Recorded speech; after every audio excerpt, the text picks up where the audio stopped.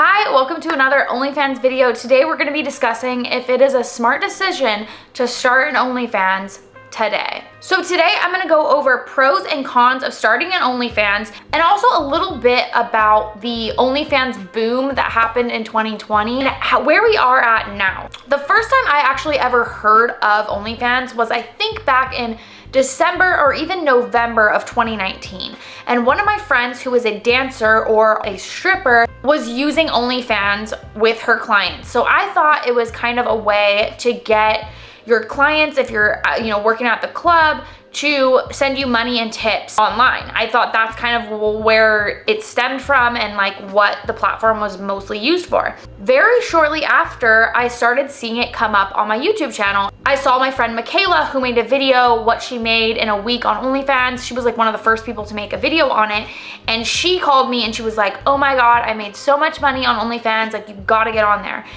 And so that was the second time I really heard about it. And at that point I was pretty curious. So I did a little bit of research and I got on there and started posting like my bikini pictures and stuff like that. And then the boom happened. During the pandemic, I'm sure you know, people were struggling to find work. You know, they were going days, weeks, months without any income. So a lot of girls turned to OnlyFans, and this is when that boom really happened. There was a lot of people at home, didn't know what to do. They were on there searching up girls. The hype was really happening, and this is when girls were growing so quickly on OnlyFans and really making a lot of money in very short periods of time. And I think what's different now is that hype is kind of died a little bit, which we will get into, but it doesn't mean that the platform itself is dead. It's just, you know, there was that wave and now it's kind of evened out. The overall hype has died, but now it's very much established. It feels like a real business. It feels like people really understand it now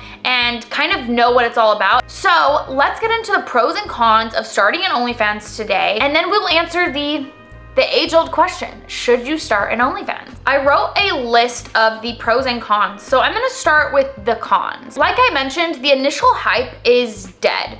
I think in the beginning, a lot of girls were getting a lot of fans very quickly because they would post it on their Instagram or whatever social media they had, and people were so curious. What is this person going to be posting? They wanted to know. And now that initial hype, like what are people posting on there is almost dead. Like, you know, if someone says, oh, I have an OnlyFans, it's more than likely they're posting nudes. That is just what it is. The second one is that because there are so many creators on the platform now, and that initial hype of like anybody can post a nude and it be very exciting, that initial hype is dead, which means now you really have to brand yourself. You really have to find a niche. And I get questions a lot about what a niche is.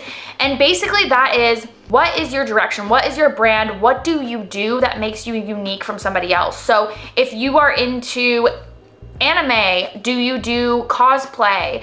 Are you a furry? Are you like a online girlfriend personality? Whatever it is, what is your niche? What makes you stand out from all the other creators on the platform? And that's kind of a pro and a con, but it's on the cons list because it's not as simple as just posting nudes anymore. You really have to find who you are as a creator on this platform and brand it out. I would recommend finding your niche and just diving into that. And I always say this in like a lot of my videos, if I could go back, I would have done this from even the beginning, even when the hype was happening. The best way to stand out amongst all these different creators is really finding who you are. It's a lot harder to be a no-face creator now because anyone can look up a booty pic and they all kind of, you know, maybe the bodies are different, maybe the locations are different, but at the end of the day, it's just a booty pic. What makes you different? Like, you still, especially as a no-face creator,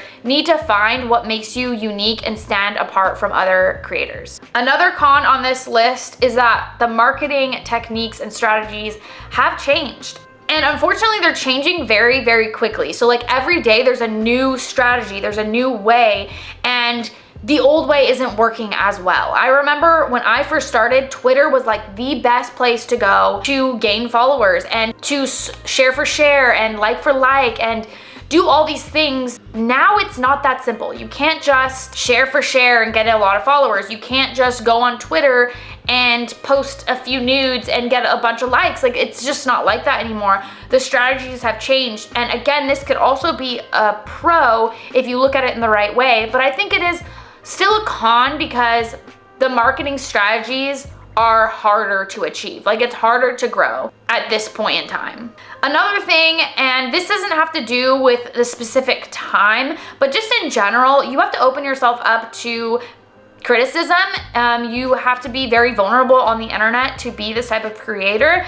Obviously, you're opening up all of this to the world, and so it can really change your dynamic with your friends and family and different relationships you have, and so that's something to always think about. I'm also going to tell you how that could be a pro, but we will get into it into the pros list. That wraps up the cons list. There's not that many, and I don't want any of those cons to scare you because the pros list is so much longer, and if you want to do something, do it. Don't let anybody stop you. Don't let any negatives stop you. Don't let any cons stop you from doing what you want to do.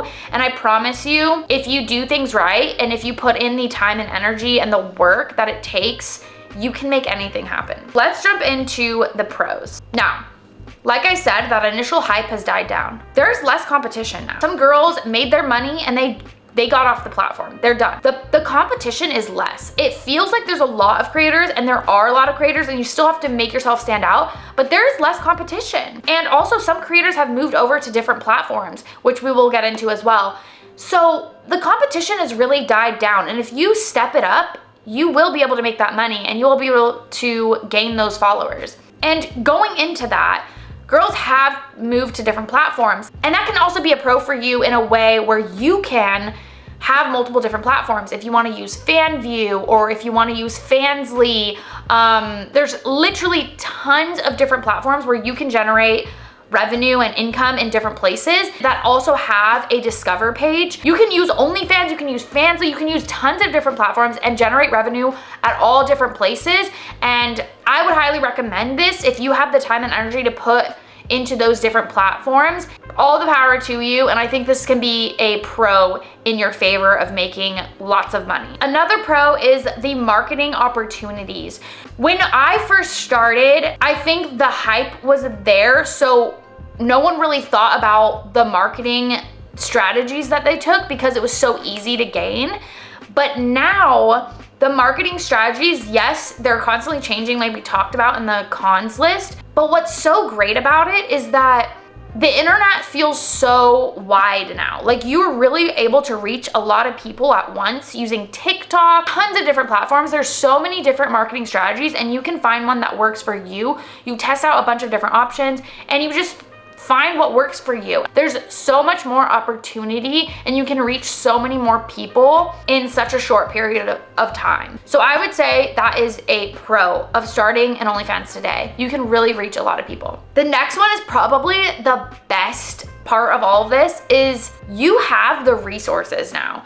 You can follow the paths of all these creators and you can see what steps they took through their journey, and you don't have to make the same mistakes. You can learn from them. There's all these different resources. There are PDFs, courses, and mentorships. I actually have all of those. If you want to purchase any of them, they will be linked down below. I teach creators how to create a full-time business using their OnlyFans. So you have the resources and tools that you need, and I think that's what makes it so amazing at this time is that people have already done this. So now you can learn from them. For a lot of people, that could be like, oh, well, they've already done it. But there's room for everybody. If you learn and really take initiative on your business, you can do it. You can do what anybody else has done, and you can see, oh, they took this step, this step, this step, and now look where they're at. That's what's so amazing about starting any business after somebody else is you have the walkway to success. You have everything right in front of you laid out on a silver platter. Like, take the opportunity. Another thing that I think is a pro is that this is more accepted and understood. This career isn't as taboo as it was back in 2020 or even before that. I think when OnlyFans first started out, people would call anybody who started it, like, you know, all these bad words and slurs and just like not nice things. And now when you say you do OnlyFans, people are like, oh yeah, cool, like whatever, you know, like they don't even think twice about it. Whereas back then it was like, ew, that girl's a slut. There are still those people and there are still going to be judgments made, but I think it's way more accepted, way more understood, and I think that's a positive and a pro for you starting an OnlyFans today. And now the last pro in this is going to be the income. It makes good money. It might be harder for you to start out, but once you get the ball rolling and you start to learn, and the best way to learn is to just do. Once you get the ball rolling, you have the opportunity to make so much money and really take control of your life. I make my own schedule every day. I choose when I work. I choose where I work. I can work from anywhere. That is what makes this job so special to me, is my time. Like, I get to do whatever I want with my time. So many people are tied down to whatever job they have, and they can't travel, they can't choose when they get time off. This gives you such an opportunity for a life of your dreams. That, I think, is one reason and a pro